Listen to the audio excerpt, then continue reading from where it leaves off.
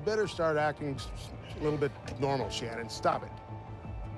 I'm in so much pain, it's not even funny. With you, you keep overeating. Is it you that asking for the food, or your husband bringing you all that food? It's both. I, majority of the time, pester him until I get what I want from him. You have to not let me cheat. Mm-hmm. I know. Well, I got a feeling that he is bringing more food than you asked for. Isn't that right?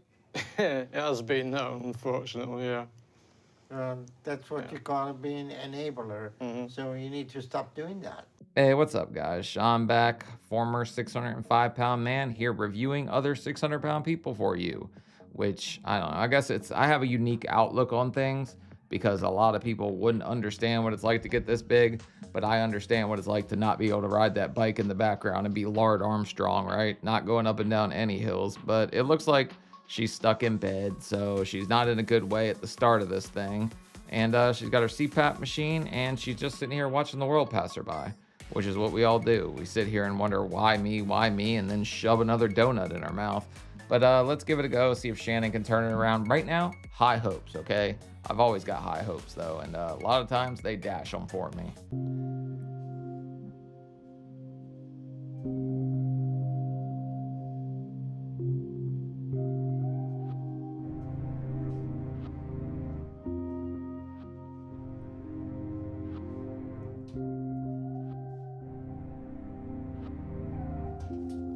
I hate my life because I'm not even living anymore. I'm too big to do anything. All right, so off the rip, she can't even wiggle her way out of here, but once you get to a certain size, you kind of have to like caterpillar your fat and jiggle your way over. So she can't just roll over. So this guy's about to give her a like basket bath.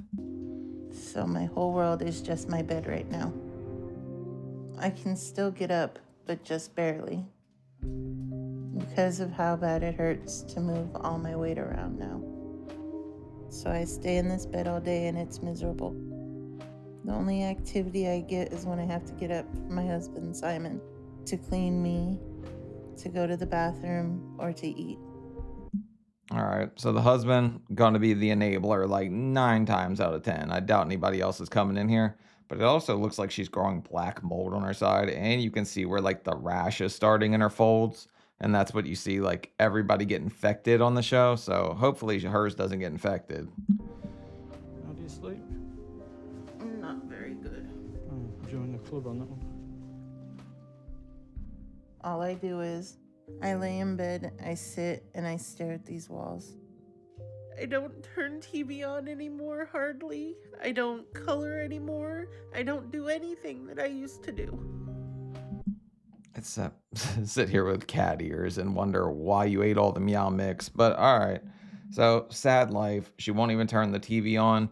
And her husband, from the accent, I don't know, maybe he's related to Ed Sheeran and he's in love with the shape of you, I guess. Well, I hope he's trying to change the shape of you and help you lose weight, though. Because it doesn't bring me joy anymore. All I do is lay here in pain. There's no ever getting comfortable. Because the pain never goes away. You know, whether it's my ankles or my knees or my hips, something always constantly hurts. I don't know why everyone feels the need to mention that. Of course, we're not living in comfort. It's not comfortable to get this friggin' big. You gotta do the friggin' worm to get out of bed. Like, it's tough. I can't do anything for very long, really.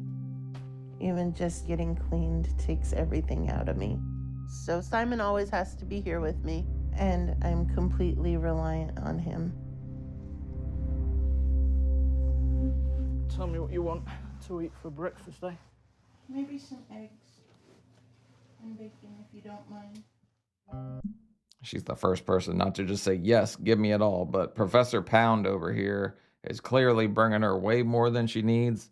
And the jury's out. I'm not sure if that's his thing, if he just enjoys watching her eat, if maybe he gets a little something out of that. I don't know yet. Shannon needs help with pretty much everything that a normal person needs to do. Simple things, really, that we take for granted. She can't do at the moment. So I've become her caregiver, and I'm more than happy to look after her. It's not been easy, but I've come to terms with it. You know why he's come to terms with it? Because somebody's paying him to be her caregiver. The state will pay you to be somebody's caregiver, so he's got a vested interest in keeping her this big. At least that's what I'm assuming. If he's there taking care of her all day, somebody's paying him for that. My area in the house is my bed and my bedside commode at the foot of the bed, and that's it. I have a motorized chair, but that's even gotten hard to use. So I don't ever go out and do anything. I hate living like this. And it sucks not being able to move.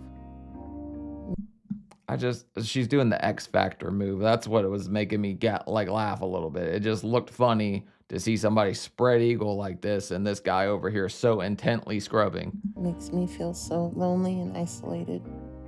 The vast majority there. of my friends are people that I know online. That's a quick way to lose your watch, buddy. You might get your pocket picked by those like thighs. Aside from my online friends, the only relationships in my life I still have are my dad, some of my neighbors that stop in to see me, and my husband Simon. But he has to be my caregiver. Simon has to help me get up and go to the bathroom. He has to help get me up, get me dressed. He cooks, he cleans, he does the laundry, he does everything. At least she's got people that are willing to stop by and help her. A lot of us just isolate ourselves, don't want anything to do with anybody. So she's got a small group of people around her. Most people don't want them to see them like this. So I'm kind of shocked she even lets the neighbors in the friggin' door. Can't even use the restroom by myself anymore. I know the reason behind all this. Food's what made me like this, and my eating's what's destroying my life. But that's one thing I can't change. And Damn you, little Debbie, you saucy little minx. it's the one thing I don't feel like I have any control over. And it's the only joy I have left in my life because it makes the hurt and the pain go away and makes me feel better. So when I hurt or when I feel lonely or upset, then all I can think about is eating. And that's pretty much all the time. I just want to eat and make the pain go away. And I can't stop that feeling. I don't know how. It always amazes me when they say like it takes all the pain away, and then she's sitting here talking about my knees, my ankles, my joints. Everything friggin' hurts. I'm getting cramps. Too many damn cinnamon rolls. Like there's no comfort that you could really be getting from the food. It's only making it worse and worse and worse. So I just keep getting bigger and my life just keeps getting worse. But my whole life is just staying in this bed and in this room with Simon taking care of me, where I wake up hopeless and go to bed hopeless. And the only thing that helps me forget about it all is the very thing that is killing me and making my life like this. Yeah, Simon says it puts the icing on the chin or else it gets the hose again. All right, this guy clearly is bringing all the damn food. So I'm trapped in this never-ending cycle where it just gets worse and never gets better. Just can't believe that this is how my life has ended up.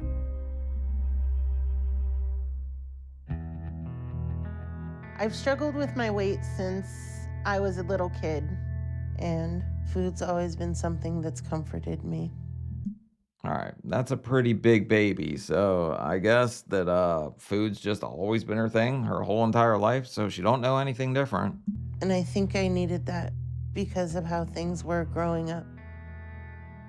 It all started about age 5 when my parents got divorced.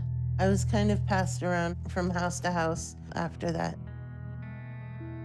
And a lot of different people raised me. My dad, my mom, my aunt for a little while, my grandma, my great aunt.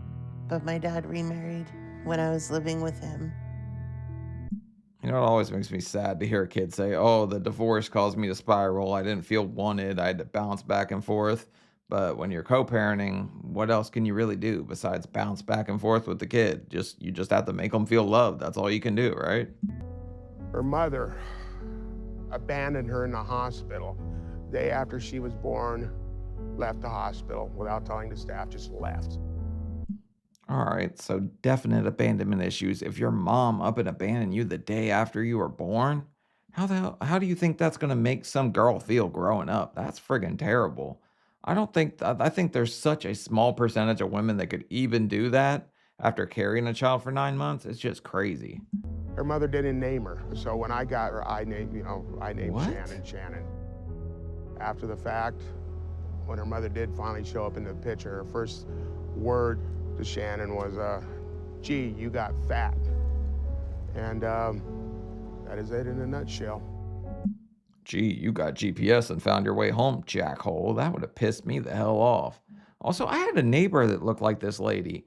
She was almost 600 pounds too. I used to say when I was a kid I'd never get as fat as her. I think she's dead now. RIP, I don't know. She might not be dead. I haven't talked to her in forever.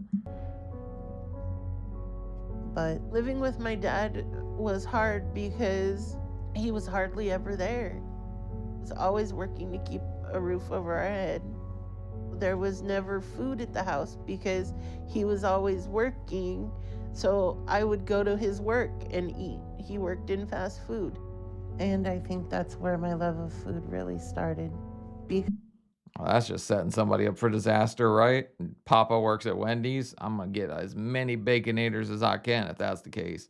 I'm going to be raiding the freezer and taking all the stuff out of there to cook at home later. Because my stepmom and my brothers had moved out, and I was all of a sudden alone most of the time.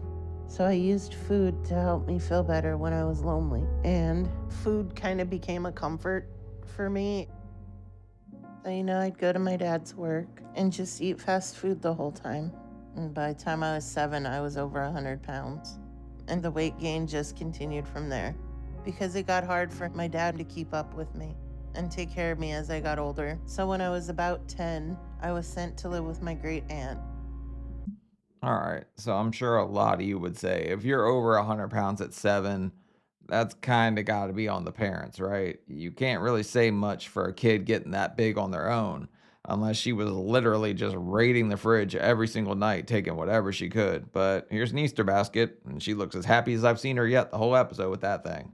But she could only take care of me for a year or so. After that, I went to go live with my biological mom and stepdad. But my mom had a muscle disease. It's called myotonic dystrophy. So my mom was on disability our whole life. And so she was always tight on money. On top of constantly wanting to eat to feel better, I started getting desperate for food. Food was really scarce. And it was really stressful when we ran out because I was worried about how we were going to get more. But I was also blamed for it being gone. And it got so bad that my mom and stepdad put a big toe chain around the fridge and padlocked it.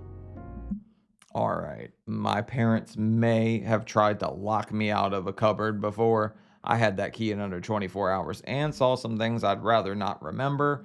Probably scarred for life from digging through all my parents' drawers. But yeah, you can't keep a fatty out of a fridge. That's just impossible. We'll find a way, or we'll break that sucker open, go buy some bolt cutters or something. But they couldn't stop me. I always found a way. And Told I ya. got up to around 250 by the time I was 13. And that's when my mom and stepdad couldn't afford to take care of me anymore. And that was hard because she stood up in a court and basically told a judge that she didn't want me anymore. And the moment I heard that, it made me just feel so utterly lost and alone, like I had nothing.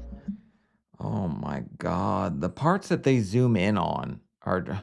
I do not need to see clam cam every single time. I'm like 99% sure that no, never mind. Never friggin' mind. But this lady's not winning Mother of the Year or anything, right? I thought, something was wrong with me. And I tried to go see if I could live with my stepmom, but she told me no. And so I just went back to food after that. And I gained a lot over the next few years. By the time I graduated high school at 17, I was over 450 pounds. Sounds right. After high school, I hoped things would get better, but they didn't really. I got a job and started providing for myself. So the only time I've seen her smile is when she has food. particularly sweets, because this is a cake. She was smiling with the Easter basket before this. So maybe food just really is the only happy thing she's had in her life because all her parents, all the adults kind of seem like they sucked around her or they just didn't want her, which is like so sad. So I moved out and in with some roommates. 3 girls I knew from church, and that was fine for a while. But I ended up losing my job, and my friends ended up kicking me out. So I tried to see if I could go live with my dad again. We reconnected at that point, and he had moved back to Arizona again. And he had Okay, here's the thing. Once you become an adult, right, nobody has to help you anymore. And nobody seemed like they really kind of wanted to help her out in the start anyway. So she just keeps saying, well, this happened to me. It's this very woe is me attitude. And she's going to have to drop that real quick. If she wants to lose any weight, you can't be the victim the whole time. You kind of got to be the hero of your own story, right? just moved in with his girlfriend, my brother, and her son, and they didn't have any room. So I called my mom and stepdad and asked them if I could live with them for just a little while. And they said I could, so I went to California. But that There's a friggin' thing of candy canes still just chilling in front of the TV. So this guy, Simon says, just give her whatever the hell she wants so she doesn't yell at me. And that's kind of what he's operating under, I think. that immediately went bad because right after I moved back in with them, my mom and stepdad had a fight. And I stepped in the middle of it because I thought my stepdad was going to hit my mom. Well, he ended up punching me in my mouth. I went to go call the cops on him to have him removed from the house. He pulled the phone cords out of the wall. I went to leave and I hear my mom scream. I turn around to go back up into the trailer, and as soon as I turn around, he's standing right there with a loaded .22 pistol pointed at my head. Damn, talk about somebody taking it too far because you ate their stash of food. That guy sucks too. But okay, stepping in the middle of like people in a relationship arguing usually ain't going to end all that well. I'm not trying to blame her. She was trying to protect her mom, but she just arrived there and then she jumped in the middle of an argument and then it goes way far left and then she calls the cop. I'm sure that she's not going to spend long at this house at this point. That's just my opinion, but it's not her fault. It's just bad timing, bad circumstance, terrible action by the stepfather. So finally, my cousin stepped in the middle of it and got the gun away from him. I went and left and called the cops. He was arrested, and I thought it was better that I left, so I did. You're also not allowed just to go desperado because somebody ate your Cool Ranch Doritos, but I don't know if she got there and just started eating so much that he thought he'd get rid of the problem or what. And came back here to Arizona. I was homeless. Was too prideful to go to my dad and ask my dad for help. So I had a breakdown and got some pills. And took a bottle of 57 pills behind a fast food place. What the hell is she staring at? She's really in the friggin' zone right now, but that's terrible. Never make a permanent decision for something that can be fixed. I know she's homeless right now. She's going through a lot, but never ever do something that dumb.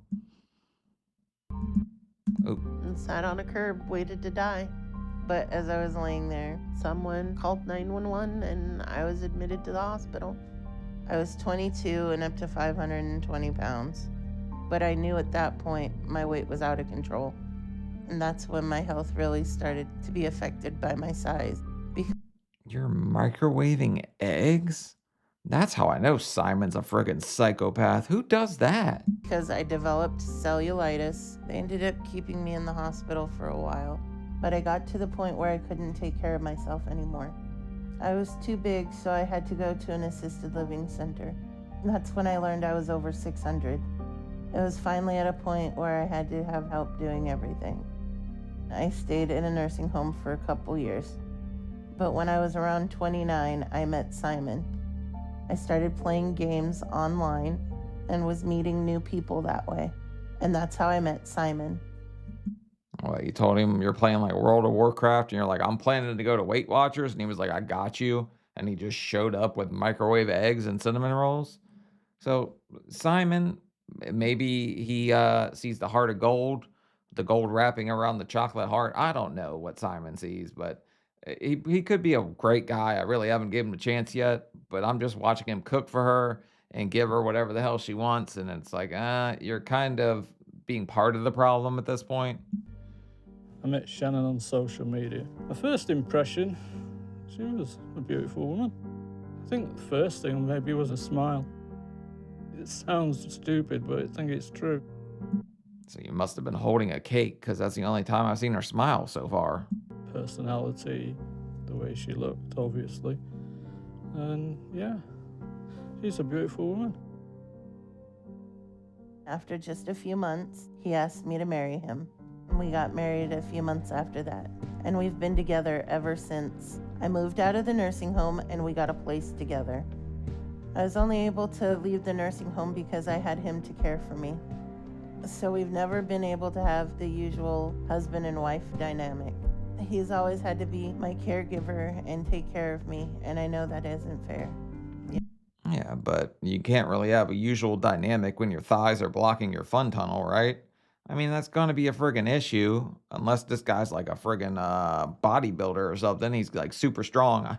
I don't even logistically. I don't know. I'm trying, not really trying to think about how that would work. But here we go with all the pile of eggs. You know, he deserves a more normal marriage where he doesn't have to take care of me. But I've never been able to give that to him. Not in the whole 10 years we've been together, because I've never been able to give up food. For as long as I've been alive. There's that smile. I told you, that's the only time she smiles. She's like so depressed and down in the dumps, and then you pile like some cinnamon roll in front of her. She's just cheesing like ear to ear. Food has been the most important thing in my life, and it's always been there for me, and I don't know how to give that up. When I'm eating, I'm happy. It's pleasure. It's happiness for me. I love that it takes the pain away. It takes the loneliness away. You don't want to deal with all the garbage that's going on in your head. Okay, but you're gonna have to get out of that. You can't keep climaxing the Cinnabons for the rest of your friggin' life. And actually, you probably friggin' could. It's not that expensive. But you can't. I'm telling you, you can't. You know, I've actually tried to stop eating. When my dad had his gastric bypass 5 years ago, I tried the liquid diet he had to go on to see if I could do it, and I couldn't. I failed at it because food is too important to me. All right, I don't really like the way he's staring all of a sudden, and if I see him starting to pitch a tent, I'm gonna lose it.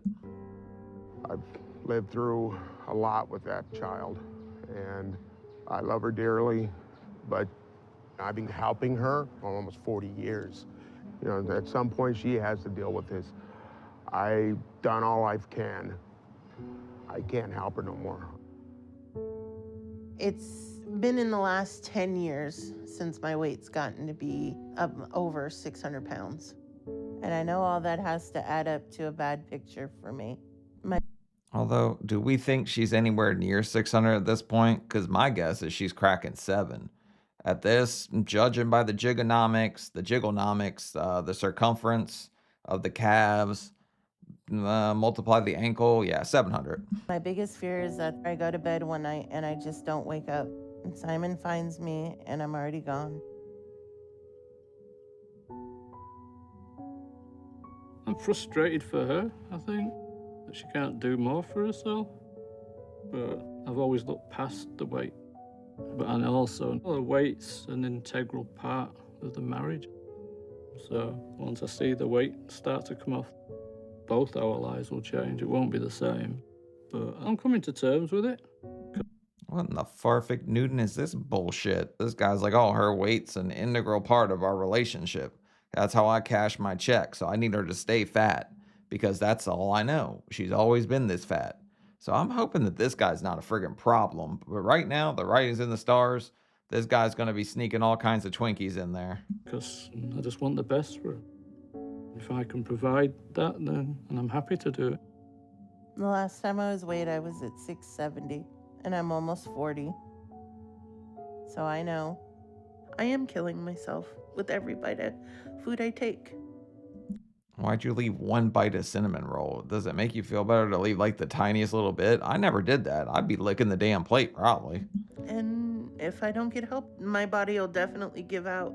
So something has to change. I have to change. I have to lose this weight.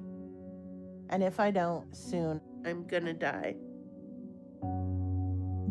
At least she's coming to a realization that, like, hey, this isn't going to last much longer. I'm 40. I'm kind of shocked she made it to 40 at this point because it seems like she has a very sad, depressing life just revolving around food and laying in that bed. She don't even watch TV. How depressed do you have to be to not turn on the TV? I do want help to change my life and to get better. So I have to try something, no matter how scary it is. Oh, sweet. Chicken tendies for my queen so I can keep cashing my paycheck. And I've wanted bypass surgery ever since I got over 400 pounds. But part of what scares me about trying to get it is that I love food too much to give up. But I guess I'll find out if there's any hope left for me tomorrow when I talk to Dr. Now. She's all smirks while she's eating. It's the most unsettling thing when you know that something is killing you and you just keep doing it. And this guy, the jury's out on him. I'm still not convinced that he don't want her to rub this cane sauce all over her. Because things are only getting worse. That is so good. Hey, Shannon. I'm Dr. Nazardan. How you doing? Hello, doctor. Nice to meet you. Nice to meet you, Shannon. How are you today? I'm doing good. How are you? I'm good, thank you. So, Shannon, I understand from your father that you want help to lose weight. Yes, and I know you have done surgeries on people that are my size and are one of the best at it. Okay. I mean, Dr. Now is really the supersized shaman at this point. It's kind of, I don't think we've seen a dynamic where somebody has had surgery from him before in the immediate family. If her dad went to him for surgery, it should kind of ease her, like, any kind of worries or tension she might have about having it done. Shannon, how old are you? I'm 39, 39. And how much you weigh? about 678 pounds. It's been a while since I've been weighed. How long you been at that weight? It's been about 2 years since I've been weighed. She said 670 at the start, right? So she's guessing she's gained 8 pounds in 2 years. Judging by the plate she had, that's a long shot. If that's all she put on, I'd be amazed. Okay. And where do you live now? Tucson? So you're a little ways away from Houston. Yes, sir. Okay. How much you can do and how mobile are you? I can walk a little bit and I can move my upper body fairly well. How much you can I can walk about 10 to 15 steps, maybe a little. That counts, okay? If she can make it, then she could make it, I guess. No, she could probably to the kitchen would be her max. She could travel then if she could only go 10, 15 steps. So yeah, the husband, huge enabler. Dr. Now is going to figure that out real quick. Little bit more. Okay, so one of the first things we need to do is work on improving your stamina and mobility. But who else is in the household besides you? My husband, So is he your enabler then? I wouldn't say that exactly. All right. Then if you can only walk 10 feet, then who prepare food and how do you get your food? My husband usually makes dinner. He's the one that usually cooks. He's Oh, great. But he's not an enabler. He's just a foodie friend. We just bond over food and sit here and smirk at our plates the whole time. the one who gets all the food for you. Yes, sir. So let me ask you again. I say you're an enabler? Yeah. All right. So does your husband work? He works, he's a paid caregiver for me. So if you are functional, he's going to lose his job? I guess, maybe. Dr. Now came to the same conclusion that I came to. The husband can't keep working at Wiggle and Jiggle LLC. Eventually, he's got to find something else. Is that going to be a problem if you lose weight then? No, sir. Well, this is a very difficult situation. We find the people that they have a member of family as a caregiver, and this dynamic between them does exist. This dynamic negatively affect your ability to change anything and come out of disability, and you get your life back, and the caregiver find another position or job. Yeah, no, my And husband totally is behind me 100%. He's willing to do whatever it takes for me to get healthy. Yeah, but he's standing behind you with 3 plates of cinnamon rolls, so not really. And at this point, if his life is dependent on you staying dependent, like where does it go from here, right? It's such a messed up dynamic, which is what Dr. Now is talking about right now. all right. So, what is the purpose of reaching to me? What do you hope for me to do for you? Well, my hope is that you can help me and get me the bypass surgery that I've been wanting my whole adult life.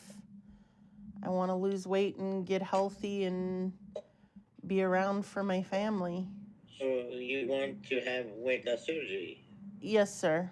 Well, Shannon, if you think surgery alone is going to solve anything for you long term, that's not the case. I'm willing to do whatever I have to. Well, that means that you're going to have to do hard work and change your eating habit. You think you can do that? I know I can do that, sir. She's falling into the same trap that we all fall into, which is, oh, well, the surgery is the answer. It's not just the tool to get me where I need to go. So, unfortunately, if she thinks that way, which I'd say like 90% of people at this point think, it's not going to go very well. Like, a whole lot's got to change, and she's got to be willing to change it.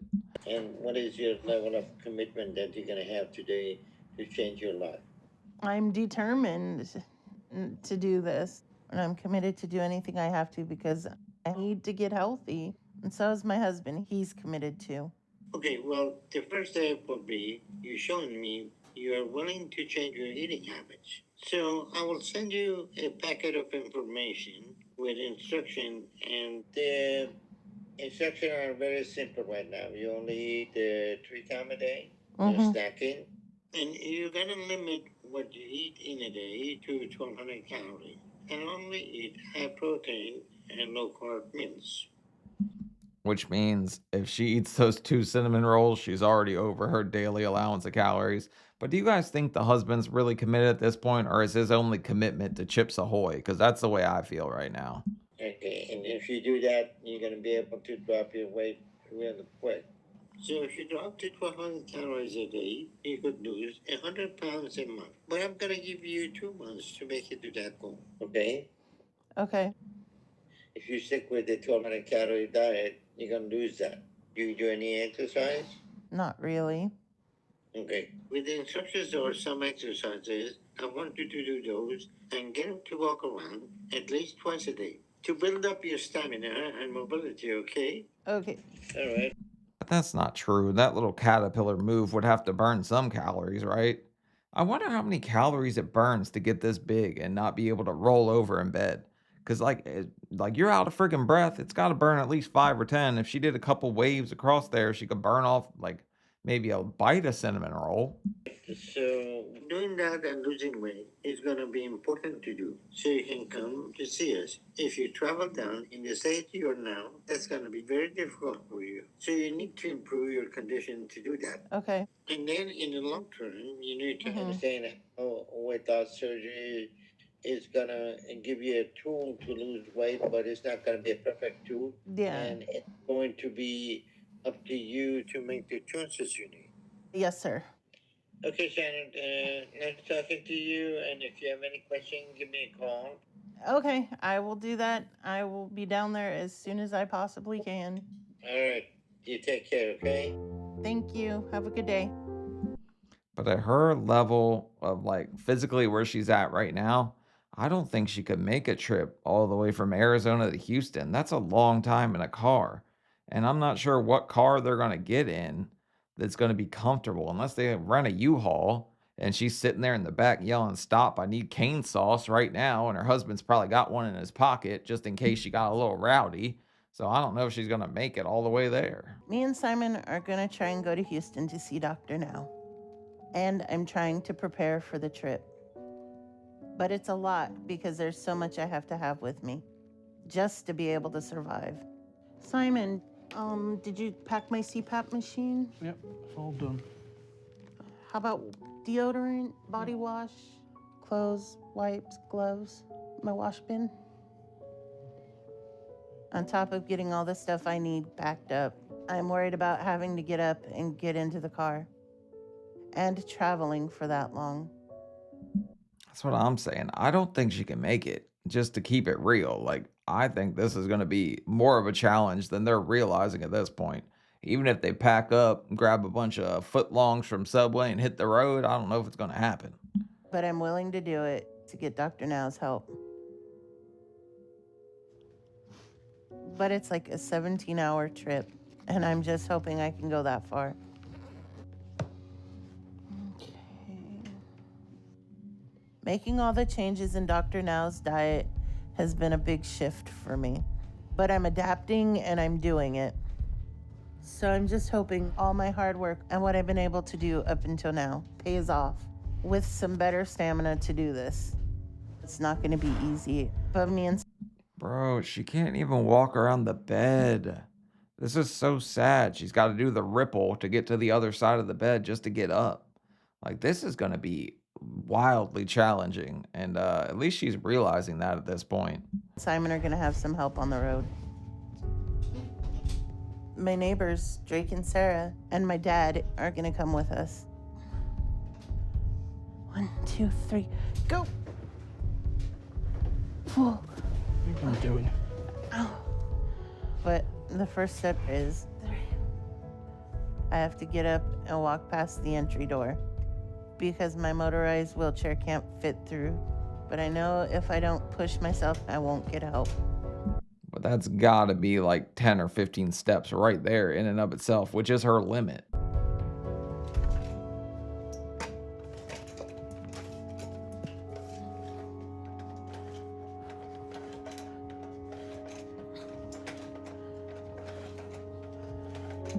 Bro, all those resistance bands there. I mean, I think she probably had good intentions when she bought those, but those things have been hanging there collecting dust since.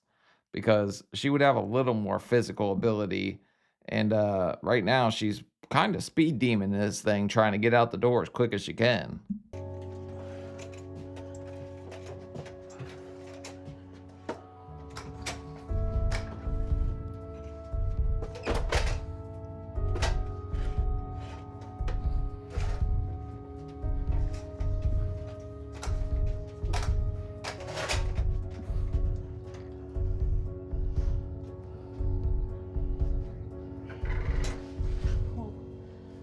Well, Simon goes straight in for the friggin' wedgie, but like the way she has to walk because her thighs have thighs is she has to get one side jiggling up and then coming down with the momentum, and then that makes the other side ripple and shoot up.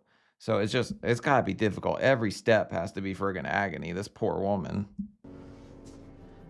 The next step is getting into the car.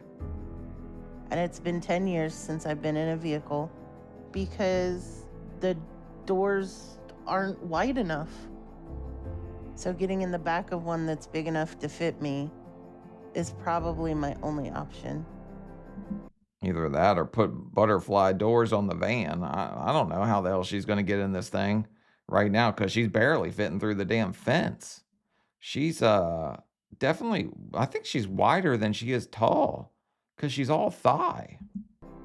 But I don't know if I can even do that because I've never even tried. But my dad rented a minivan, so hopefully I can do it. She's literally a couple Oreos away from her thighs, like rubbing the friggin' wheels. Man, it's just funny to me how like weight's distributed differently from person to person. I know that that's like weird to say. It's just it intrigues me to see.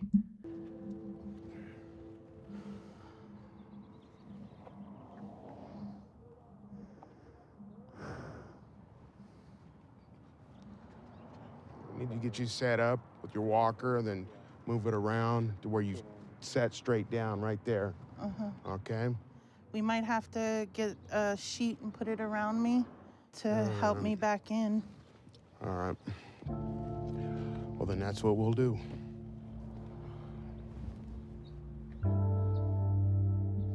Is she planning on reversing the whole way into here and then just kind of falling backwards and somebody sliding her in there?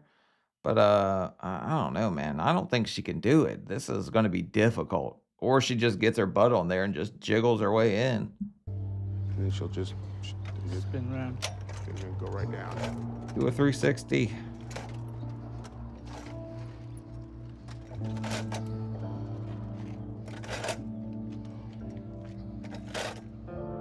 Okay.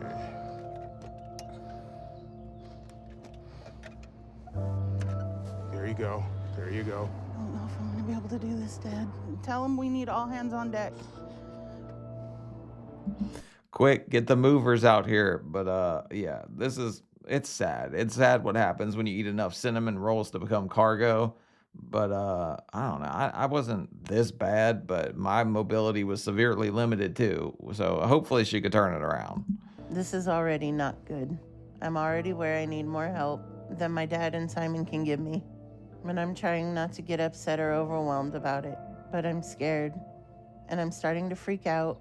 This could all go really bad for me. Thankfully, we have a few neighbors who can help me out.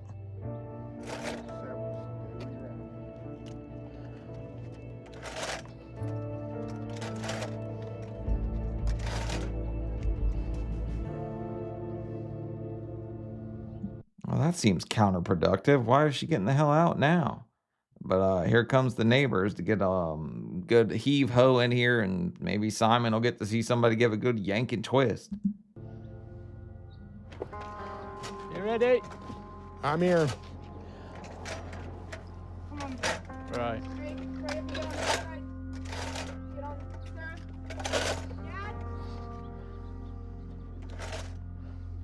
Bestie, I'm keep leaning. I can't lean anymore.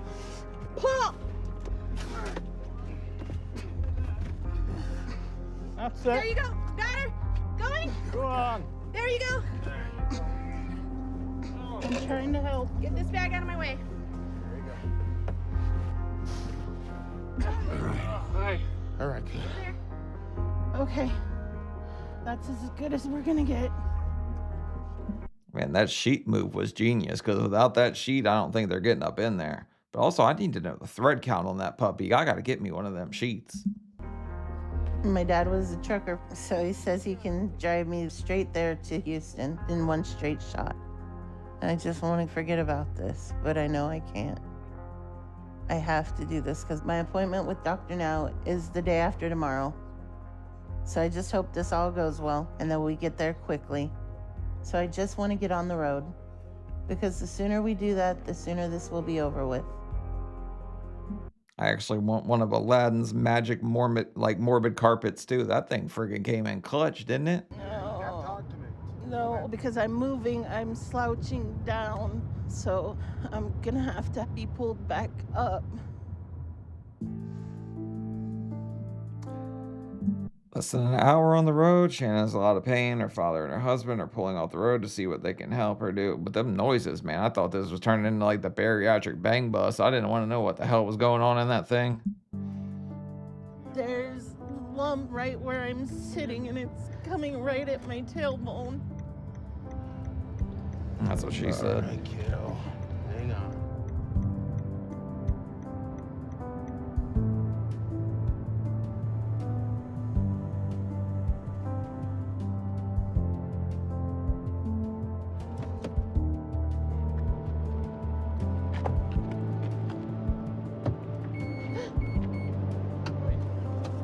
No, down there. Just let it go. I thought I could handle it, but this hurts so much. Okay, well, what we need to do is... See, this is what I was afraid of when I was like, I don't think there's any way she's going to make it. She literally lasted 1 hour in the car, and they already have to stop, and she's already crying. So I don't know if she's going to make it the whole way. We got to roll you somehow this way and then back that way. I see what she's talking about. See that lump right there? Okay. Yeah. All right, now try that. Try that. There we go. Is that better? No, the toes need to be adjusted, and look at how I'm sitting, Simon. This hurts. Right, pull her forward again. Why didn't, like, every other person that does this ends up with a mattress or something to lay on? They didn't really put much forethought into this one, or thought that she would be able to survive out of bed when she spent the last few years in bed. But I could just say this is poor preparation for sure. Get her forward again. Okay. How was that? Try it now. Otherwise, I don't know what the hell to do.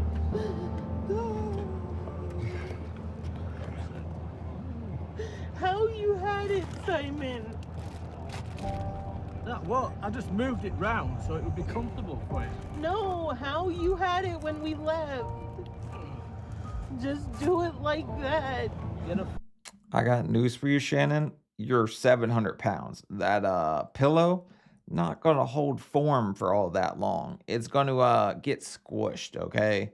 And we might have needed triple the layer of pillows for you to be as comfortable as you're talking about being. But yeah, what do you expect? Yeah, that pillow is gonna stay the exact same as when you left. Forward again.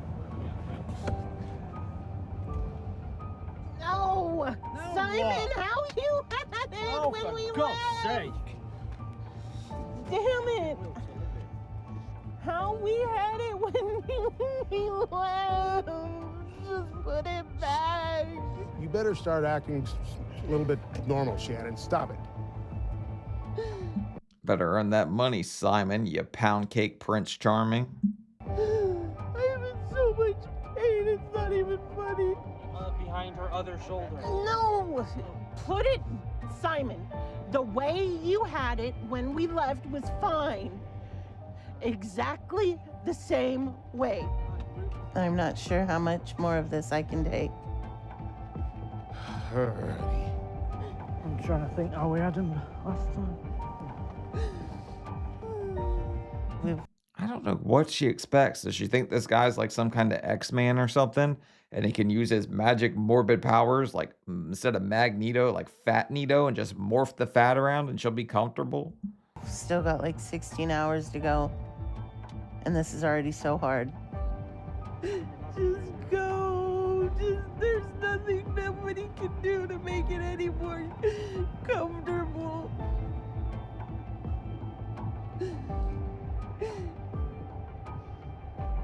I want to go home.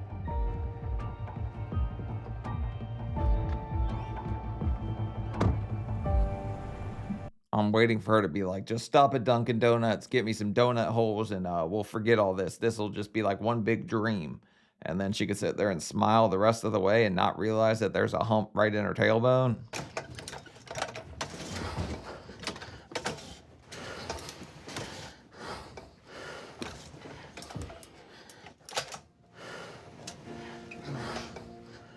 I just hope I can hold up better today than I did yesterday.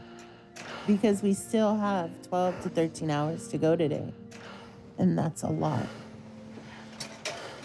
I'm hoping that knowing how hard this is going to be will help me be more prepared today. I'm hoping somebody went to Home Depot and invested in some damn shipping pads at this point. Because that sheet probably ain't going to hold up much longer if you keep like pulling her in and out with it. And so I can pace myself better. It was just overwhelming, trying to get in the car, not being able to at first. When that happened, all the fears I had about being out and in public just kind of flooded my head, and it was a lot. Watch your fingers. And then the pain got to be too much, and I got scared. I was getting to my limit. Probably that elevator's getting pretty close to its limit too. Because I'm thinking, don't those things max out around 1,200? If she's 700, Pops is somewhere around 250. Yeah, they're pushing about 1,100 in that elevator right now. We might be saying, like chips ahoy, bombs ahoy. They're coming down the shaft.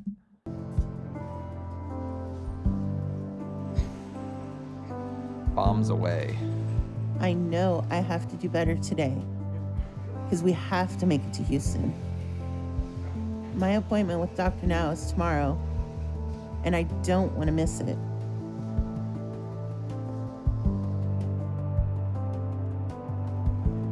So no matter how hard it hurts or how I feel, I have to push myself to get there.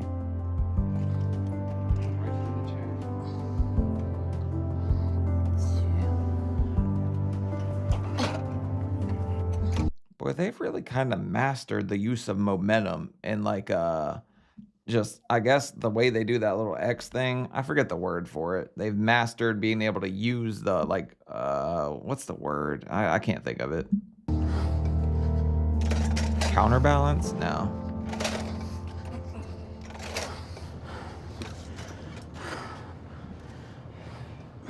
Okay. On the count of 3, everybody goes. 1, 2, 3, go! No. Just got a shimmy. Go! 3. Simon's up in there yelling, she's got a shimmy. She's got a shimmy. Shimmy up in here, babe. All right. Ready, kiddo? Go. 1, 2, 3, go. That's it, keep going. There you go. Keep going. Come on. You're in. Come on. Your feet are there. There you go. She's not moving. Okay, it's not funny. It's kind of funny though, because she had this determined look on her face and she was going all of nowhere, which makes it a little bit funny, okay? Okay. Is that good? It's as good as it's gonna get. I just hope that when it gets bad again and I'm hurting, that I can hold out long enough to make it without my body hitting any sort of limit. Hey, Shannon, are you comfortable? I'm as comfortable as I can be, Dad. At this point, we've spent like half the friggin' episode getting in and out of the van. Once they get there, we're already 40 minutes into this friggin' episode, and she's literally just got out of the van twice and told us her backstory. That's it. 4 hours later. Well, the chicken sandwich is what I want first. Chicken. I think that's the one. Okay. There you go. I think I'm holding up okay. I'm in pain, but I'm managing it for now. I just Ever in pain, get you some crispy chicken. It makes all the pains go away. needed to stop and eat and take a break for a minute. But I know we still have a long way to go because we're still at least 8 hours away from Houston. So Oh yeah, she ain't making this damn appointment because she's too busy sitting here with her eyes rolling in the back of her head eating a damn chicken sandwich. I just need to try to pace myself.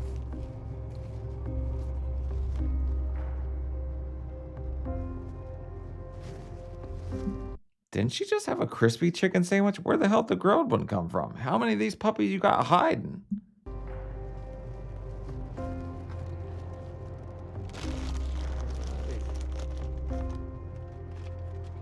Right, kiddo? 2 hours later. Shannon is 30 minutes away from Houston, but the pain in her body has become too much for her to bear.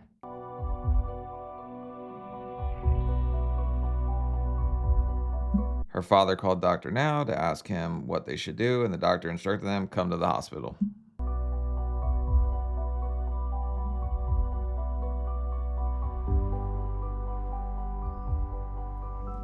Right now, we're waiting for Shannon to arrive so we can admit her to the hospital and run some tests and make sure how she's feeling right now isn't a result of any life-threatening issues she may have developed. When I did a video call with her a couple months ago, she appeared to be over 700 pounds. And if she hasn't lost so much weight like she was supposed to and improved her stamina before coming down here, then the trip could have put more strain on her system that is probably already close to its limit. So with how her father says she's feeling right now, it's very important to get her in and try.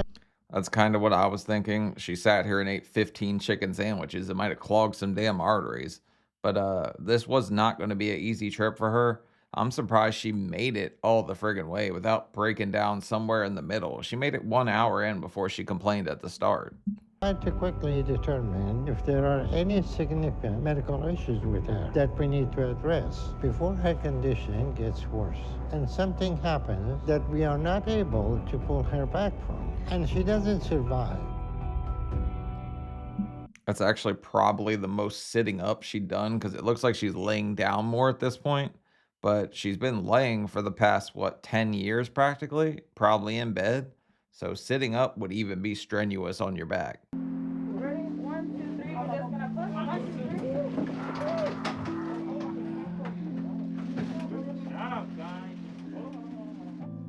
3. Damn, they really brought in 10 nurses just to get her over from bed to bed.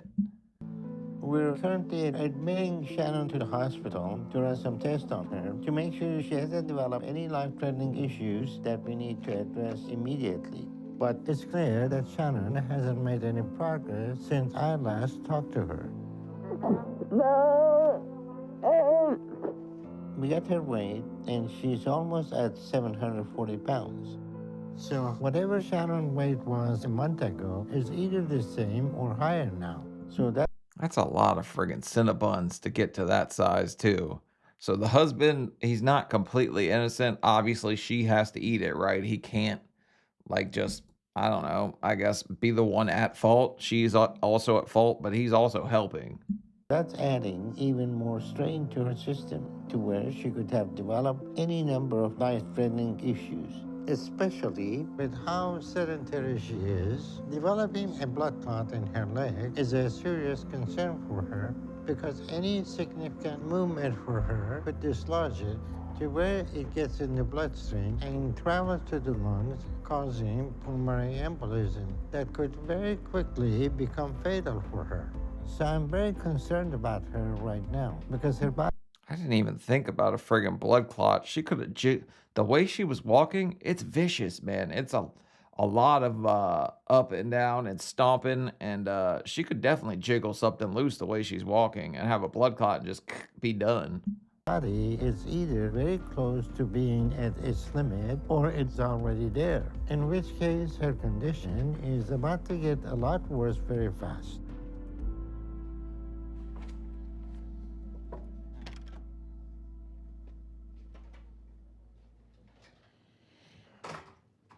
So how you doing, Shannon? Could be better. Could be better? Just hurting a lot. Well, we give you something for pain, and we need to do some tests, make sure you don't have blood clot in your legs, and we're gonna go ahead and give you some blood thinner. But your weight is right now 739 pounds. Which actually, I mean, it's more than she initially thought. So it's what, 61 pounds, I think, and more than she initially thought. Hopefully, she doesn't pull a friggin' Stephen Asante and try to order pizza to the hospital.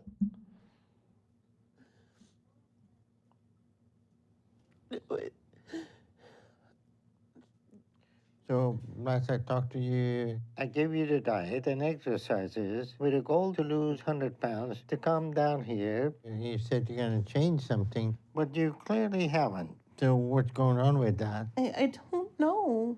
Well, what's the issue with you? You keep overeating. Is it you that asking for the food or your husband bringing you all the food? It's both. I majority of the time pester him until I get what I want from it. Okay, so like I said, she's not innocent in this whole thing, but she's also sitting here playing dumb. Like, oh, all the chicken sandwiches I ate gave me amnesia. I don't know what I did. She knows what the hell she did. And maybe she might not know the like severity of how much she's eating because she's a little delusional, but she's eating a lot of food. Him, Mm-hmm. and he gives in and gives it to me. But how are we going to change that dynamic in the household? I have to change it. And I don't know how I'm going to do it, but I'm going to do it. I need to do it. Well, you said that 2 months ago. And at this point, you don't have time to play games because your body cannot tolerate that weight for too long. And anything happen to you, you're not going to survive. That's what I'm scared of. Well, that should lead you to take this seriously, to lose weight now before that happens. I know. It's the definition of living on a prayer and hoping for the best while you're doing nothing to change it. So she's just going to sit here and wish and hope, and things will change for me eventually. It's not going to change until she gets up, gets moving, does something, jiggles her way over to the resistance bands in her house, does something, some kind of action to turn her life around. All right, let me just have a quick check-in and make sure everything's okay. So this mass that you have in here and back of the leg, that's where the body store all the extra fat, and that's where you get in the skin in here get break down, and because of friction. So that's something we need to address because you look to be getting an infection there. But her body's breaking down. Her sides are turning to stone somehow. She's getting petrified by pie. I don't know.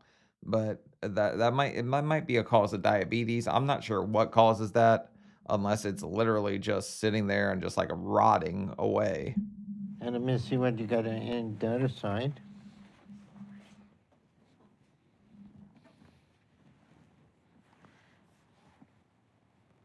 You have the same thing, it masses in here, so, and this huge mass in here. A lot of fat stored in the upper arm. You have gained so much weight. Your body is running out of places to store the fat, so you're gonna have to lose some weight and change your eating habit. I will. I'll do anything I have to. Then why haven't you done that so far? What is new today that makes right now any different than the last time you said that? Because she's sitting here in front of you, so she's going to say exactly what you want to hear. But food is her happy place. And as long as that's the case, it's kind of hard to tell somebody to be sad every single day, right? So she's just going to continue to eat, continue to do what she does until she comes to the realization that this isn't the life she wants to live. She wants something different than having to be pulled up on a sheet into a van. Because I have too much to live for, doctor. I have my nephew who's 6. I want to be around for him. Well, I'm being selfish and I'm doing this for me too. you have to realize that saving your life is more important than food. It is.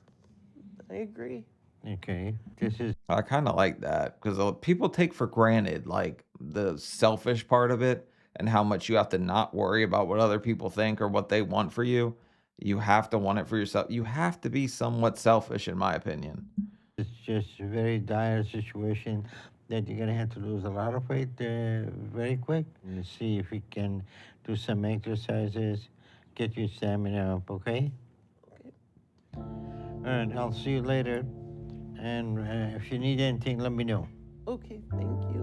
All right, so we done some tests and you got multiple health issues, as you know. So we're gonna keep you here to address those before it's safe to send you home. But your weight is main concern. And this being at over 700 pounds is like a rolling a dice every day because every day you have that strain on your body is a day your body can give up. I'd say keeping her in the hospital is probably the best thing for her at this point, just because, like, she's going to go on a controlled diet. She can't have her husband bring her whatever. She can't yell at him until he brings it. So it's a good case for her to be stuck here. You're not going to make it. So it's very important you get to a better place with your health before anything happens and your body gives out and you're not going to make it. It's very important you start losing as much weight as possible very quickly. And we're going to help you start to do that. But you have to keep that going on your own if you want to survive much longer, okay? Okay. So He can start the process for her. Like I said, the controlled diet, they can help her get on the right path. But at the end of the day, she's got to choose what path she walks down. She going to go left and find Little Debbie, or is she going to go right and find, I don't know, no rice-a-roni on that side? That means you need to change your eating habits, and Simon does too. You don't get up and get your own food, and between both of you, you're going to have to change the dynamic, the food in the house, and see if we can get you to lose some weight and get you out of this condition that you are in, okay? Okay. So meat and vegetables from now on. Okay. He's got to put his big girl panties on. So you think you can work on that Maybe he can borrow yours since he seems to like sitting there and watching you eating. At least that's the way it seemed to me while he was sitting there with that big, huge plate of breakfast. He had a little smirk on his face, too. telling her she's not going to have that, she's not going to have that? Yeah, I'm gonna have to work on that. Okay. So you both work on this. I'm going to give you 2 months to lose 150 pounds. So this is going to be very important. So if you do that, you're going to be in 500s. That will not only make traveling here easier on you, but reduce the strain on your whole system. So you need to do that before you come back down here again. So I'll give you 2 months to do that. 2 months, 150 pounds is going to be tough on her because she already had some months before she came down here. She didn't do good on that, so I don't know if she's going to be able to hit that. Like, I'm hopeful. I want to see her turn it around because she had, messed up mother who left her the day after she was born and all that. And I guess she kind of feels unwanted her whole life. So I want her to turn it around. I just don't know if she's ready for that kind of commitment yet. But then the other issue is that you're not going to be able to go back and forth, make those trips. So you need to think about moving down to Houston if you want to do the program. And it's going to be something that you need to do as soon as possible. So you can't keep going back and forth at this rate. So the first thing is to lose weight. So you're going to have to comply with the diet very strictly to get your weight off as soon as possible. Okay. That's the most important thing you need to do, okay? Okay. I mean, travel clearly is an issue for her at this point. Literally, almost half the video is spent in the friggin' van. Like, half the episode is just her getting in and out of the van, in and out of the van, traveling. Now she finally gets to the hospital. Now she's stuck here because she has health issues, probably some of which was exacerbated by the travel. Any questions? No, I think by the time I get the 150 pounds down, we should be able to move out here. Mm-hmm. Great. Okay. So we'll get your health and your weight in a better place as soon as we can. And then we can see when you can go home. But for now, work with PT and therapy. And we'll take care of you, okay? Okay, thank you. Okay. All right. And do y'all have any questions? 150 pounds would be so much of a different life for her. It probably would catapult her and make her want to turn things around and stop eating the way she was. Just seeing some kind of positive result and dropping that kind of weight. No, I think it's pretty self-explanatory what I have to do. You have to not let me cheat. Mm-hmm. I know. I got a feeling that he is bringing more food than you asked for. Isn't that right? It has been known, unfortunately, yeah. That's what you call being an enabler. Mm-hmm. So you need to stop doing that. Yeah. A little smirk and laugh when he's like, oh, I bring her more food than she asked for. She weighs 740 pounds. She's polishing it all off, but she did only ask for eggs and bacon at the start, and he made cinnamon rolls and everything else. So he's part of the problem. He's not like the whole problem, but he's part of it. Because you bring it to her, she feels obligated to eat it, and then you're harming her and you're helping her kill herself. Yeah, I know. And this is not going to be good. Mm-hmm. Okay? Okay. All right. If you need anything, give me a call. Let's see how we're doing tomorrow, okay? Okay. All right. Thank you, doctor. I'll see you. She kind of pushed it off on him a little bit. Like I said, he's part of the problem, but he's a smaller part of the problem, right? She was already what, 450 pounds, she said, when she graduated high school, hit the 500s by 520, I think she said, at 22. So she was big before she knew this guy.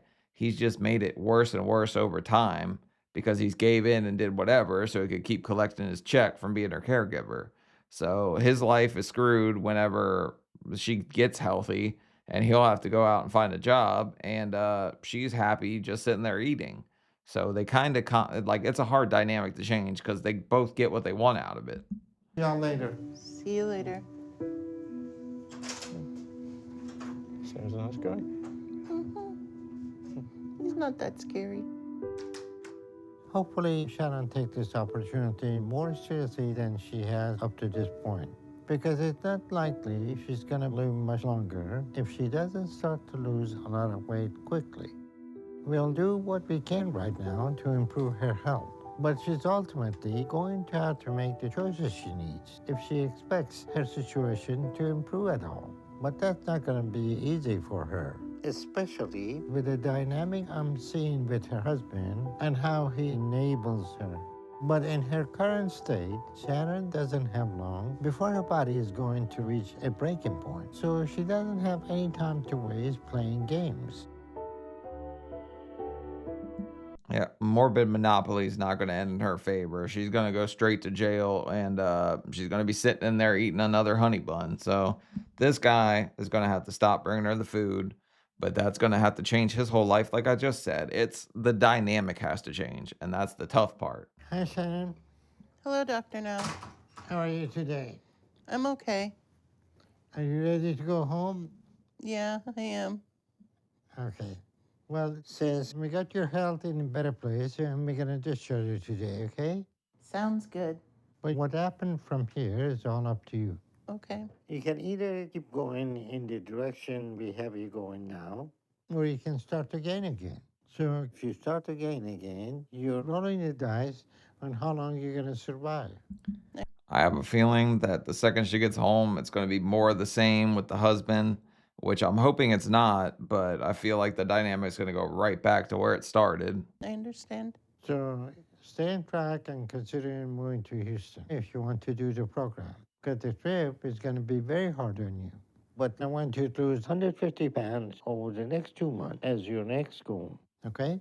Okay. Which means 2 months from now. Okay? Okay. Your travel is going to be much easier if you're able to do that. Okay? Okay. If she doesn't go home and follow the diet, I don't actually think she's going to make it back to Houston. Because that trip took enough out of her the first time. It was like a couple days event, 17 hours, full of crispy chicken and crying. So I will check in with you around then if I haven't heard from you. Okay. So we're going to get you going home, and we'll get some help up here for you shortly. But your weight is going down, and we got you in a better place with your health. So keep it up, and if you need anything, give me a call. I will, Doctor. All right, I'll see you later. See you later. Losing 70 pounds in 2 weeks is definitely a nice head start. But here we go back to the love shack with lasagna. So it's going to be up to Simon and what Simon says and Simon doesn't say, and what she says and screams at him and what he gives into. Because like the dynamic needs to change, and I don't really see it changing right now. I'm hopeful, but it's a long shot. Me and Simon have been back for a few days. We stayed the night in Houston after I got out of the hospital so I could rest. But I made it back, and it felt really good to be home and back in my own bed. Hey, here we go. This is off to a good start. Maybe I'm totally wrong about this one. And Simon haven't missed a beat, making all the changes to do better this time. Simon, can you give me the lid for this? You know, I thought I was doing good with the changes we made in the first 2 months. But I get now my problem was portion size. You know, I was eating better, but I wasn't really controlling my portions. And I'd still eat a lot to get that full filling, just with healthier food. But, okay, I don't think she was eating healthier food. I highly doubt that. But learning not to eat to the point of being stuffed all the time is something that all of us have to do at this size because you're just so used to eating to the point of almost being uncomfortable. Like that's your new norm. But this time, I'm only eating the amount I'm supposed to. And I'm stopping, no matter how hungry I am, after I finish. I only get that portion, and I don't eat more than 20 minutes at a time, like the diet says. No more than that, even if I'm starving afterwards, because I have to do better this time, and I have to lose the 150 pounds in the next 2 months, no matter what. I see some weights on the ground. She already had the resistance band. She's sitting here eating chicken breast and broccoli. So she might be one of the more successful ones. At this point, it's looking good if this is how she's actually eating all the time. So me and Simon are working really hard towards that goal. And I completely intend to move down to Houston in 2 months to show Dr. Now that I did it, so he can see I am 100% committed. Can you give me a big glass of water, Simon? And that I'm ready for weight loss surgery. What the hell was all those speakers for in there? Were they having a Reese Cup rave before this thing? But she's eating healthy. She's off to a good start. Hopefully it continues to go this path. Over 7 months have passed since Shannon's last doctor's appointment. With the spread of the Rona, stay-at-home orders were put into place, so she has not been able to go back to visit Dr. Now. Damn it. This ain't good.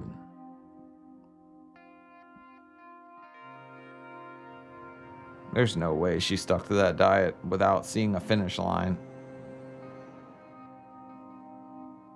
Shannon's come back down to Houston, but it took her longer than she expected again, which isn't a good sign because it means she was struggling on the road and hasn't improved her health like she thinks. We teleported this time. They didn't want to make us spend another 12 minutes watching her jiggle and wiggle her way in and out of the van. On top of that, the nurse has seen her in the waiting room and said she doesn't think she can fit on the scale because she has to use one with bars to hold herself up, and so she would have to be able to fit between them. But if she's still that big to where she can fit in that space, then she not only hasn't lost the way she thinks, but she probably gained back what she has lost when she was here.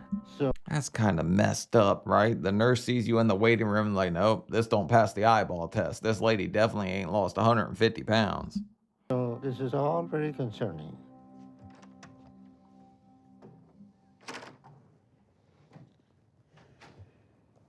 Hello, how y'all doing? Good. Hello. Good. Hello, Hi, doctor. Shannon, you doing okay? I'm okay. All right, it looked like it took you a little longer to get down here again. Yes, it did. Well, I'm glad you're feeling okay, but you're still putting a lot of strain on your body doing this and at your weight, because it doesn't look like you lost much since you were here. And it looked like instead of losing, you gain your weight, and it looked like you're over 700 pounds again. And I mean, she probably is doing great at this point. She probably ate Dolce de Leche the whole damn time. So, Shannon, yeah, I didn't expect her to follow the diet, especially whenever, like I said, she lost the finish line because it didn't turn into a 2 month thing anymore. It's been what? It said 7. So when that happens, you just kind of spiral the other way. So kind of what I would expect. And so the nurse told me that she doesn't think you're going to fit in the scale. So that's an issue right now. But why haven't you made any progress like you said you did? I'm trying. I'm doing the diet. At least thought I was doing it right. I've really been trying to follow the diet. COVID's been making it hard. All right, so not only is she full of shit, she's full of Snickers. There's no way she's following no damn diet, right? She started off great. I was so optimistic. When I saw that chicken breast and that broccoli, I was like, this is going to be a home run. She's going to knock this thing out of the park. And then she stopped at Popeyes 15 times in one day. Not being able to eat as good as I should be. Then why did you come back down here and put all that strain in your body again? Really thought I was doing better, and I had to make the trip. I had to come see you because I want to keep moving forward again.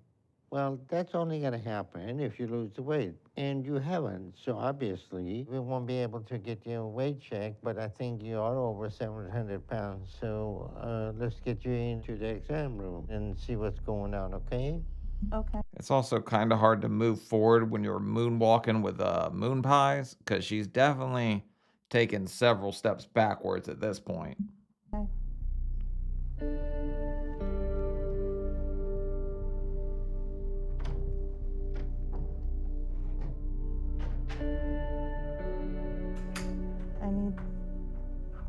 We're gonna need help.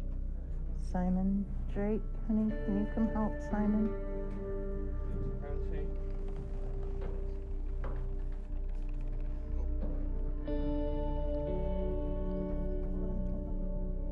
I'm back in Houston again. It's been a really long time because of everything that's happened. 1, 2, 3. And I've been scared that it'd mean I'd lose my chance to get Dr. Now's help. So as soon as I was able to again, I told him I wanted to come back. It must be jelly, because jam don't shake like that. But all right, she's not making any progress. She's sitting here. They're still having to do the same full swing, yoink and twist move to get her up. And then once she's up, she can't stand up straight. I imagine because the fat's stopping her from it, or her back's just destroyed from the weight, which is pretty normal.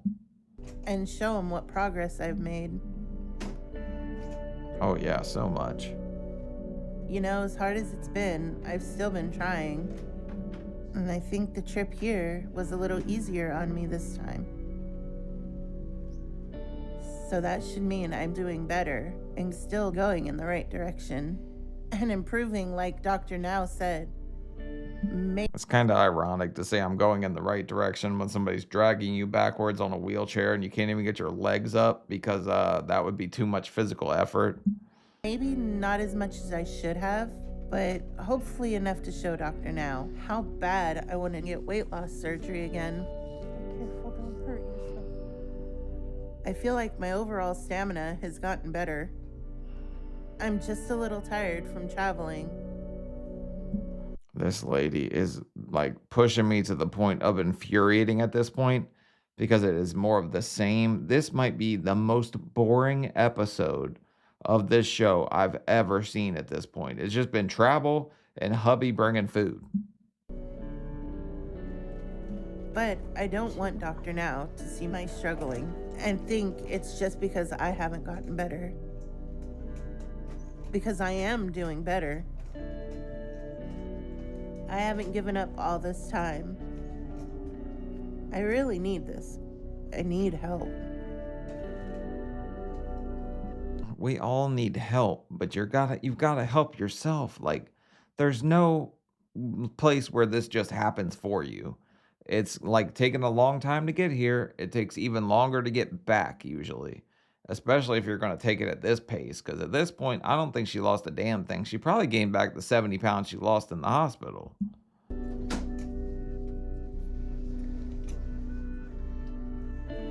Let it slide a little. So I'm just hoping I have enough progress. And that Dr. Now sees how much I need this. So that I can move forward somehow. All right, Shannon, we're going to run some tests on you before you go. But if you want to do this program, you have to stay on track no matter what's going on. Because you're going to run out of time if you stay like this. I'm also not used to somebody saying, I just want him to see how much progress I've made when they can't even get on the scale. Like, how do you expect him to see any kind of progress? Like, Dr. Now's got the fat eye. Like, he can see how much weight you've gained or lost through video chats. So I think he knows that you gained a weight back. I know, but it's been really stressful with everything going on with COVID, and I thought I was doing better. I understand it's been a difficult time, but this is a matter of life and death. And you don't have time to waste like this. I know. Are you even trying? What are some things you changed? I'm only gonna eat 3 times a day, no more snacking. I stopped eating Cinnamon Toast Crunch and I switched to Lucky Charms because it doesn't have sugar on it. The marshmallows don't count, but the other stuff, there's no sugar, right? I'm not gonna bully Simon into getting me things that I don't want, so that I don't need to have. So, Simon, what do you do to help her? I'll stop feeding her. He caresses her chin while she eats coffee cake. What do you... This guy doesn't do anything to help except for sit there, collect his money, and then watch her eat and say, oh, what a beautiful soul. You ate all that bacon. Well, at least snacking anyway. I think I'll do anything that needs to be done for her. It has to be done this time. Well, clearly, you're still enabling her, and you're helping to kill her at this point.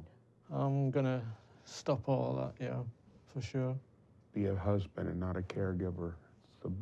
It's a good trade-in. Mm-hmm. And he wants to be the caregiver. He wants to have the chub for the cinnamon rolls. He's going American Pie on the pie and then probably, I don't know, ew, what am I thinking?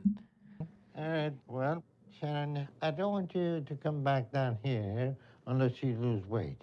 Yes, sir. Or I'm going to give you the same goal. You need to lose 150 pounds over the next 2 months. And if you hit that goal, then we can talk about you coming back down here and the next step. But eventually, you need to move down here if we do move ahead. But we're not considering you for anything until you lose that weight, okay? You got that? Yeah. Yeah. Absolutely. Yeah. Okay, I'm gonna give you the instruction again with my book. Go over this every night. I give another copy to Simon and one for... Simon ain't reading this effing book. He's not reading a nutrition label. The only thing he wants to read is the scale going up and up and up. Because I really think he friggin' likes it. That's just my opinion. I'm not sure if that's his proclivity at this point, but it seems like it. For that, too, to understand that. Thank you. Instead of sleeping all day watching TV, you can read this book. Okay? I will do that. Okay? We'll get some quick tests on you before you go back to make sure everything's okay. Yes, sir. Okay, I'll be back. Okay. Just stop your husband from getting a chub every time he looks at a jar of Crisco and we're good to go. Then you'll start losing some weight. But at this point, I've lost all hope. I don't think this episode's going to end very well. I was so hopeful when I saw that damn chicken breast and broccoli, too. I thought, oh, she's got this. 100% she's got it. Shannon, I know you can do this. I know you can. I'm going to. I don't know if Shannon knows she has it in her yet, because at this point, I've seen her the whole time talk about everyone needed to help her before. From childhood on, she just kind of talked about how she, wasn't doing anything wrong and everybody else was this happened to her, this happened. She never did anything to be anything to break out of the cycle she was in, if that makes sense. Oh, she got up on her own.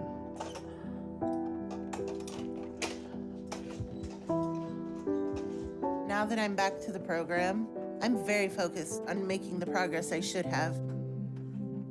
So I'm working harder than ever, not just sticking to my diet, but I'm trying to do everything I can to make more progress and to take my exercising to the next level. Okay, maybe I was mistaken. Maybe she's got this now. Maybe we're going to give wedgies and not wedge fries.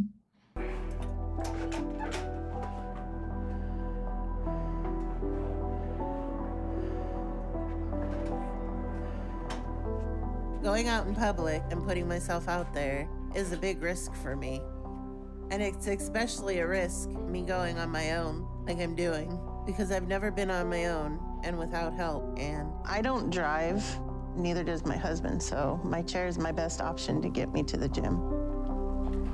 Wait a second, he's not even going to ride the... What if this thing dies on a hill and she just starts rolling backwards? She's going to have to find one of those roll-off things for like semis that lose control. Go on. I'll see you later. Okay, see you in a little bit.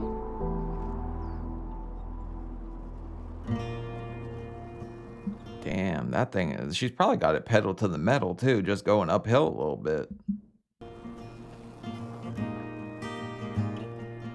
A lot of things could go wrong with me being out in public, especially being in my wheelchair. It's a long ride. Kind of scary going by myself, but it's gonna be worth it. I'm willing to do it and risk all that if it means I'm gonna do better and make the progress I need. And I think a gym is gonna be something important for me to do my exercises. So It's kind of crazy that she's getting out just to go to the gym this way, because this is definitely going to be out of her comfort zone. So I'm proud of her at this point, as long as she don't stop at McDonald's when she leaves here and hit the drive-through. just decided I'm gonna try and do this on my own. Hopefully it turns out to be a good idea and not something I can't handle. Hey Shannon, how you doing? Doing okay. You ready to get to work? Okay. Let's go. Awesome. You get the right, I get the left. We're gonna go right over here. Okay, let's go. So let's get your arms a little bit warmed up. Let's start with some of these. Let's go with some of these. Yep, big breaths. I mean, that's got to be kind of tough on her, because her arms really probably hadn't been above her head in quite a long time. It's not like she's been on a roller coaster or anything, hands up in the air. So this is probably way out of her comfort zone. And it's probably a lot of weight lifting her arms with the fat that's there. Feeling all right? Mm-hmm. All right, getting nice and warm? Yep. Okay, we're gonna try out these 12s. Oh, yeah, there you go. Oh, Another shoulder presses. crap. Oh, yeah. Yep, mm-hmm. 2, good. 12s are probably one of the bigger weights I've ever seen them be handed on the show too. Normally it's like little 5s or something like that just to start out. But this personal trainer also looks like she's in high school. Working out with a trainer kind of feels weird because I've never done it before. But she seemed really nice. I think I'll like working with her. Nice, Shannon, nice. How you feeling? Tired already. Tired? That's okay. You're still working. You're getting the job done. This is hard. Harder than I'm used to. But I want to get better, so I'm not scared of it being tough. And out. Good, good, good, good. Mm-hmm. All right. Way to go, Shannon. I actually applaud her getting out of her comfort zone, because so many people would have just sat there, myself included, and not wanted to go out and do this. So I'm very happy that she's out here pushing herself, rolling down the road by herself, and going to the gym and taking some initiative, because you hadn't really seen that out of her yet, except for travel. Hey, nice. My muscles are sore, and I'm hungry, but I know this is what I need to be doing. Let's go. Give me some height, give me some height. If these sessions lead to me being more mobile, then I'm here for it. I'm gonna do everything I can. I've never seen somebody stop mid-set and just be like, I'm so hungry, but I guess that's on brand for 600-pound life. I'm proud of you, Shannon. I'm proud of me too. All right, you got this. That's probably the most activity I've had at once in over the last 10 years, or more really. But I feel really good about it because I'm pushing myself to do more and do better. So I'm gonna keep doing this and work out 2 or 3 times a week, or maybe even more, and I'm not compromising on my diet. My focus is 100% on getting to my goal and showing Dr. Now I'm ready to move ahead and get surgery, no matter what I have to do. So now we see Shannon back on the right path. So, you know, maybe she did just get derailed whenever she thought that there wasn't a finish line. And maybe now she'll do wildly better. I really just thought she was just going to crash and burn the whole time. I didn't see any world where this turned around for her at the rate she was going. But now I'm optimistic again. This one's got me up and down, up and down. I get in a real negative place with her, and then I think she's going to do good again. Pop the trunk on them. I'm back in Houston to see Dr. Now, and I know I did better this time. Okay, 1, 2, 1, 2. Go on. Okay. A bit further. Okay. Bro, at this point, she's spent over 100 hours just traveling back and forth to Dr. Now 3 different times. Walker.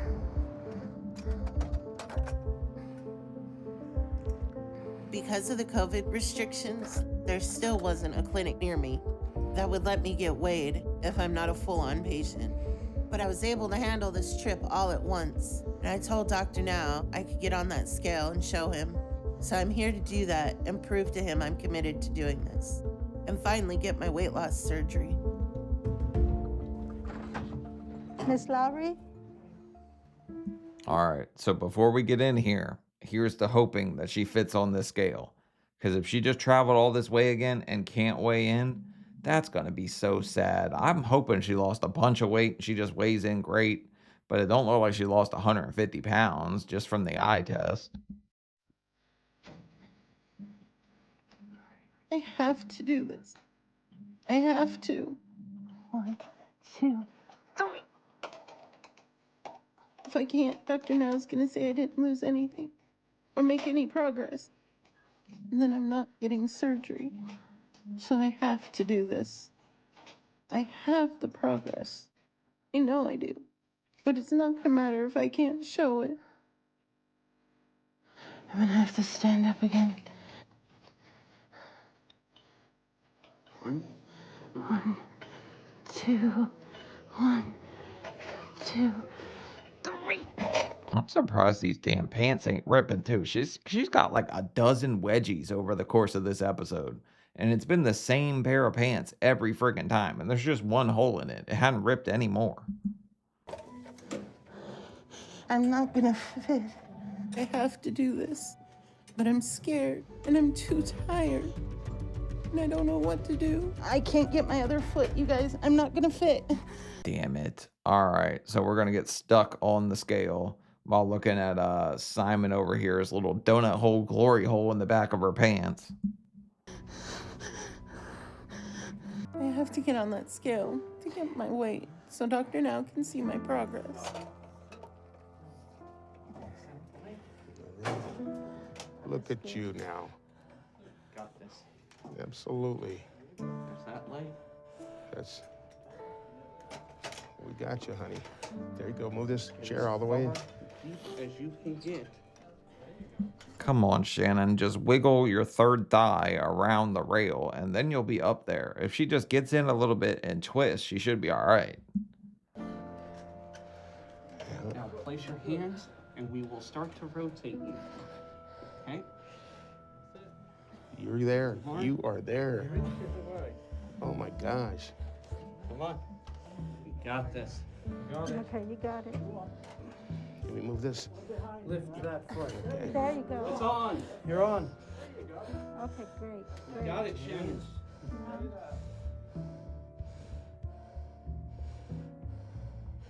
$6.98. Okay. Okay. All right.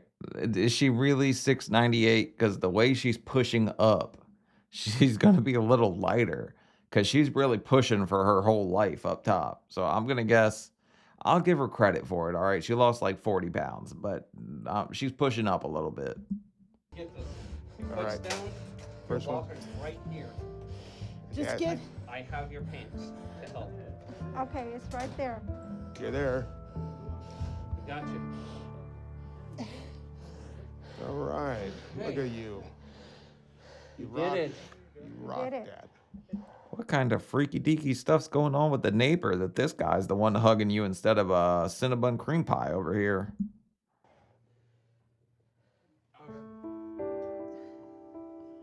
I thought I had more progress, but I'm happy to show Dr. Now I did lose weight. Hopefully it's enough.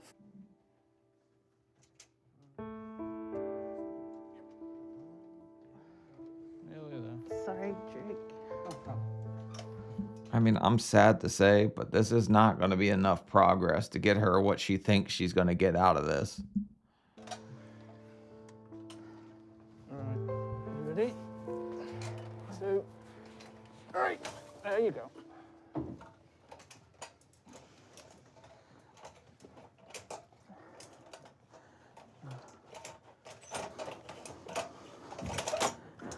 Watch your fingers. That's it. She also has a massive pimple on, I guess that would be her elbow. I mean, it's below her elbow. It might be her upper arm. I don't know what to call it.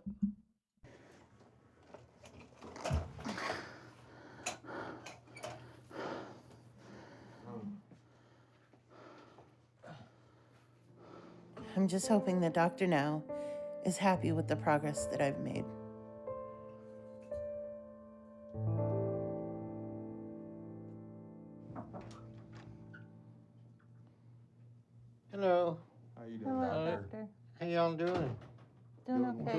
pounds. Wow. How are you feeling about the drive? It was a little easier this time. All right, good. You lost some weight? Yes, sir, I have. So this is a little over 40 pounds you lost over the last 2 months, which is at least some progress.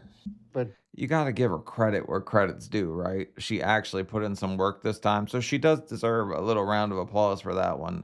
But at the same time, when you're 740 pounds almost, dropping 40 pounds ain't really saying all that much. you haven't lost enough like you should have. So that's still not good. I know, and I'm gonna do better. Well, what did you change last time? I haven't been snacking. I've been doing my exercises and going to the gym. Well, if that's accurate, then you need to work harder. Because at this rate, if you don't pick up the pace, it is more likely that you're going to run out of time before you improve your health enough to prevent your body from giving out. Yes, sir. Even though the trip was easier, I'm still concerned about how your body is handling that strain.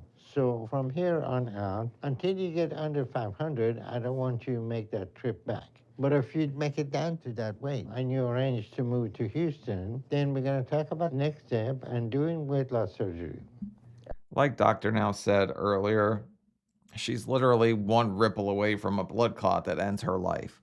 So it's dangerous for her to be traveling this far. I'm surprised he even wanted her to travel it again. Or did she just say, I'm coming because I've lost this much weight and showed up only weighing just below 700? Okay, doctor. All right, good. And Simon, I want you to do better and help her make more progress. Yeah, I'll do everything I can for her, make all the changes that needs to be done. Okay, I hope so. So, Shannon, the goal is still to lose 150 pounds in 2 months. Okay. And if you still haven't moved here in 2 months, then you need to add on 30 pounds a month to your goal. You got that? Yes, sir, I do. And we're gonna. Well, shit, I think I might just make it 3 or 4 just to make it a little bit easier. Because then it would be 210 over 4 months, which seems a hell of a lot easier than 150 and 2. But initially, it should fall off just kind of quick. We're gonna move down here. Okay, great. But hopefully I'll see you all soon. But until then, if you need anything, let me know. Definitely will, Doc. All right, you all take care. This trip's actually been an encouragement for me. Good. You know, I came down and got on that scale and showed Dr. Now I've lost weight. I'm really proud of myself, and I understand what he's saying I need to do. So I'm going to go back and do it. That's good. Sometimes it takes being proud of yourself for things just to turn around for the better. I know I can do better. I just proved it to myself. So as hard as this was, me and Simon are going to move down to Houston as soon as possible. And I'm going to keep working hard to lose more weight. And I'm... Oh my God, this little move she's doing to get rolling is crazy. It's like, just keep swimming. She's like butterfly kicking somehow. This is impressive, actually. This should burn some calories. I'm really excited to see how much more I lose the next time I come back. Because I know I'm going to keep going and do even better next time. I didn't expect the whole sidewalk twerking thing to go on here, but I think that's probably the best part of the episode. This past month, I've been doing really good. My stamina's continued to get better with how much I'm working out. So I'm trying to get more active and get out of bed more. I'm also trying to prepare and cook my own meals to motivate me to do that and to make me less reliant on Simon. Okay, that's the second time I've seen her get up by herself, so she's definitely making progress physically. Even if she's not like killing it on the scale, her going to the gym seems like it's paying off. So I've been working on doing more for myself. Before a year ago, I spent months on end inside, never going outside. Now I'm trying to do it every day. So I feel really good and I know I'm making more progress. Me and Simon have even found a place in Houston. And so we're planning on moving there in 2 months. Less if we can, but it may take a couple months. Wow, so she, at the start, it was 10 to 15 steps. She was barely making it out the door. And now she's at least making it down the sidewalk and pushing herself. which is encouraging. I didn't see a whole lot encouraging throughout the rest of the episode, but at the very end, she's going to get up some kind of gumption and start doing it. So that means my goal will be to lose 180 pounds by the time I go back to see Dr. Now. So that's what I'm working towards. You know, Dr. Now asked if food was more important to me than my life. And the answer is no, not at all. So I'm going to stop living that contradiction where my actions don't add up to what I know and say. Like Dr. Now says, and I intend to get to my goal in the next year or two. Although food is what got you up and got you walking down the sidewalk, so I'd say food still is a pretty big driving force. You want to try and put the other two on? So from here on out, I've made a choice to get healthy and to do things to be healthy mentally and physically. And I'm going to keep pursuing that as my new way of life. And I intend to leave the old way, my old self, behind. I'm very excited for my future because I know there's a lot of good possibilities ahead for me. Even though my progress has been slow, I saw what I was capable of when I got on that scale last month. And I'm headed to where I need to go, into a future where I can be the person I want. It's kind of unique to see that she views it as like killing off the old her and kind of turning into a new version of herself, almost evolving or something. It's a unique point of view, but I don't like to forget where I came from because it's important to me to remember where I came from and not kill off that side of me because it's just part of me. So I'm not going to stop working to being all that and have the life I gave up on. And I really can't wait for it.